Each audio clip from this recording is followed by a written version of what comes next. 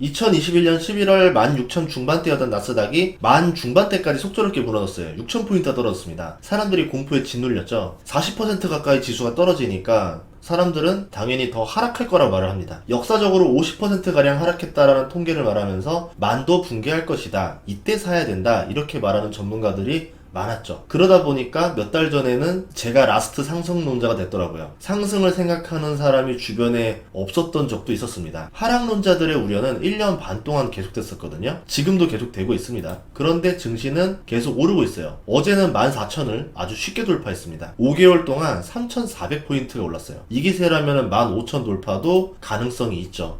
하락장이 심하던 시기에 저는 그냥 주식을 담았습니다. 특히 신규로 들어오는 자금 대부분은 공포에 많이 질렸었던 섹터 위주로 담았었거든요. 하락이 크니까 공포에 질렸죠. 하락이 여기서 멈추지 않고 앞으로 더 하락할 거라는 생각이 지배적이었습니다. 대중의 생각은 관성이라는 걸 가지고 있는데 오를 때는 더 오를 거라 말하고 내릴 때는 더 내릴 거라 믿습니다. 대중을 넘어서 대부분의 전문가도 비슷하게 말을 해요. 그렇게 말하는 이유는 대중이 원하는 관성대로 말을 해야 인정을 받고 욕을 안 먹어요. 문제는 인정받는 거랑 돈을 버는 거는 또 다른 일이에요. 아무리 논리로 무장했어도 전쟁에서 이기지 못하면 무능한 장군입니다. 대중은 논리적일 때 그게 맞다라 생각을 해요. 그런데 논리적이라고 주식이 그렇게 되는 것도 아니에요. 그런데도 논리적인 걸 좋아해요. 좀 더 깊게 이야기를 해보면 논리적이라는 게 결국 대중이 원하는 말을 해주는 걸 말하는 겁니다. 즉 대중이 원하는 관성을 논리적으로 근거를 들어주면 내가 논리는 부족했는데 내가 투자한 방향이 맞았구나. 너는 내가 투자 방향이 맞다라고 논리를 세워줬으니까 대단한 사람이야. 이렇게 치켜 세워줍니다. 우리는 숫자를 명확히 제시하면 논리적이라 생각을 합니다. 증시가 얼마까지 오를 겁니다. 얼마까지 내릴 겁니다. 여기에 조금 더 더해서 몇 달 안에 얼마까지 오르고 몇 달 안에 얼마까지 내립니다. 이렇게 명확하게 말해주는 걸 좋아하죠. 당연히 저도 알고 싶어요. 그런데 자고 나면 새로운 변수가 또 생겨요. 지수와 시기를 어떻게 맞춰요? 주식은 숫자로 하는 게 아닙니다. 이거는 워렌 버핏, 피터 린치 두 대가의 이야기만 들어봐도 숫자로 지수를 예측하거나 주가를 예측한 이야기를 들어본 적이 없어요. 피터 린치가 한번 숫자로 이야기한 걸 들어본 적이 있었는데 한 30년을 통계로 냈을 때 평균적으로 2년마다 위기가 왔었다. 그것도 2년마다 온다는 게 아니라 30년 중에 15번 있었으니까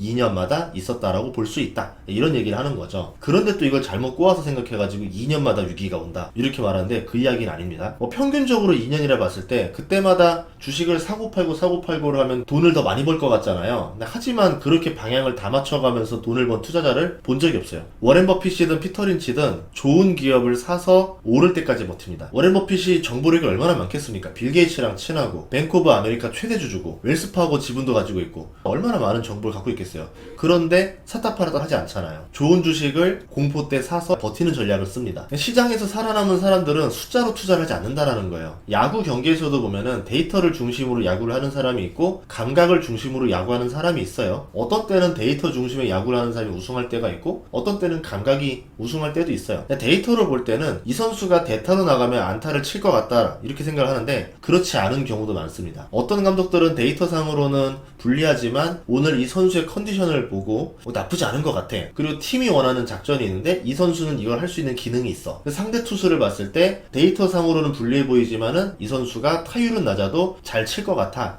이런 것들을 고려해서 대타를 냅니다. 그런 결과가 잘 맞기도 해요. 주식이라는 게 숫자와 데이터로 다 맞아 떨어질 수 있다라고 하면은 월가에서 프로그램을 만들어가지고 엄청난 수익을 내겠죠. 그럼 사람들을 쓸 필요가 없겠죠. 그 프로그램에 전 재산을 넣으면 됩니다. 하지만 완벽한 투자 프로그램이 했던 롱텀 캐피털조차도 파산으로 끝났어요. 머리가 좋다라고 투자를 잘하는 것도 아니고요. 프로그램을 잘 짠다고 투자를 잘하는 것도 아닙니다. 거시경제를 잘 본다고 주식을 잘하는 것도 아니고 논리적으로 말을 잘한다고 주식을 잘하는 것도 아니에요. 증시는 엄청나게 오르고 있지만 악재는 계속 있습니다. 저번 달에 금리 인상은 끝났다라는 분위기에서 6월 달에 금리를 또 올릴 거라고 보는 확률이 71%로 증가했어요. 그런데 증시가 같이 올라갑니다. 월가가 생각했던 게 다 틀렸죠. 그 월가에 수많은 똑똑한 사람들이 있는데 그 사람들이 다 맞출 수 없었다라는 겁니다.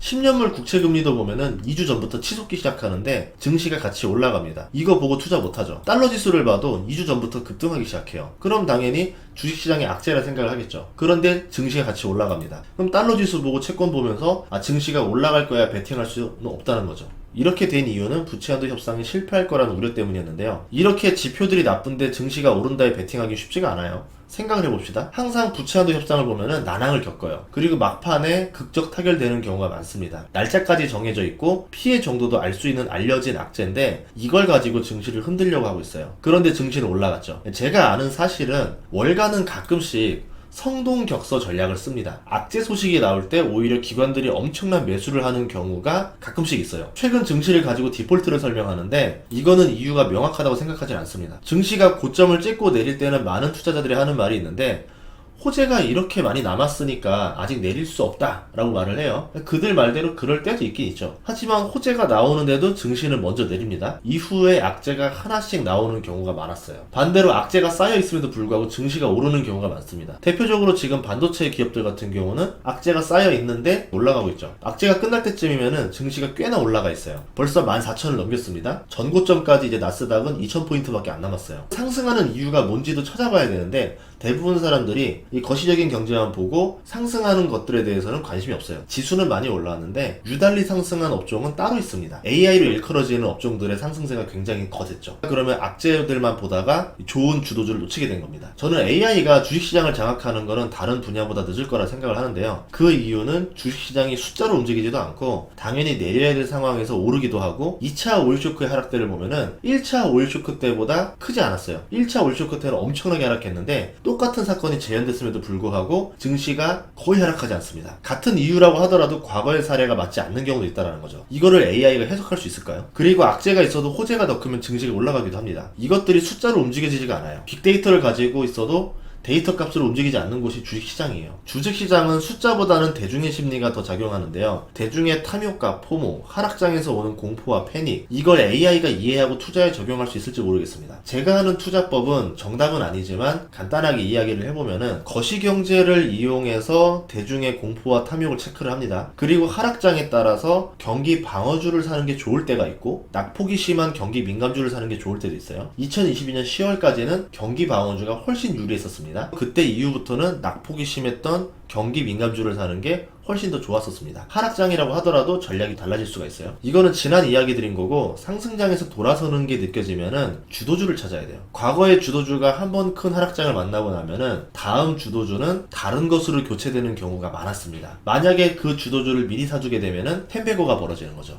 이게 피터 린치의 전략입니다. 과거의 주도주가 아직 기술적 트렌드가 유효한 상태다라고 하면은 다시 올라가요. 예를 들어서 반도체 같은 경우는 계속 트렌드가 유효하죠. 계속 올라갑니다. 10배거까지는 아니지만 지수를 초과하는 수익률을 줄 수도 있어요. 이런 흐름에 따라서 축구로 치면은 상승장에는 공격 가담을 조금 더 하고 하락장에는 수비 가담을 더 하는 형태로 포트를 조절하는 거예요. 뭐 종목을 교체할 수도 있습니다. 예를 들어 하락장에서는 방어력이 좋은 성장주가 있고 방어력이 약한 성장주가 있습니다. 상승장에서는 방어력이 약하지만 공격력이 좋은 성장주를 교체를 해줘야 되겠죠. 수비수도 공격력을 갖춘 경기 방어주를 교체를 해주는 겁니다. 물론 이걸 다 맞출 수가 없어요. 개인적으로 3할타자 정도만 되자는 마인드로 투자를 하는데 10개 중에서 3개 정도가 이번 상승장에서 대박이 나기를 바라고 있거든요. 하락장에서는 손실을 최소로 하고 다음 상승장에서는 10개 중에서 3개 정도가 대박 나는 정도, 이렇게 마음을 비우고 투자를 합니다. 막상 3개만 생각해도 그거보다는 조금 더 잘 나오겠죠. 근데 마음을 비우면은 좋은 주식을 더 잘 고를 수가 있어요. 역설적으로 욕심을 내면은 오히려 좋은 결과가 안 나올 때가 훨씬 많아요. 이거 야구할 때 보면은 공이 느린 투수가 오면은 오히려 더 삼진이 잘 나오거나 범타가 많이 나옵니다. 왜? 공이 빠른 투수면은 내가 마음을 비워요. 홈런은 이거 못 치는 거니까 톡 돼가지고 살아서 나가자라는 생각을 씁니다. 그래서 안타가 많이 나요. 그런데 공이 느린 투수가 오면, 특히 아리랑 이런 거 오면은 힘을 빡 줘요. 이렇게 느린 공이면 내가 한번 욕심 제대로 내보자 이러면서 빡 주고서는 크게 스윙하다 보니까 오히려 범타가 나거나 삼진이 나는 경우가 많습니다. 마찬가지로 주식도 똑같아요. 내가 욕심을 꽉 가지고 이거를 10배 먹어야지 하고 팍 들어가면은 기업에 문제가 있음에도 불구하고 수익률이 엄청날 것 같은 이런 주식들로 포트폴리오를 짜다 보니까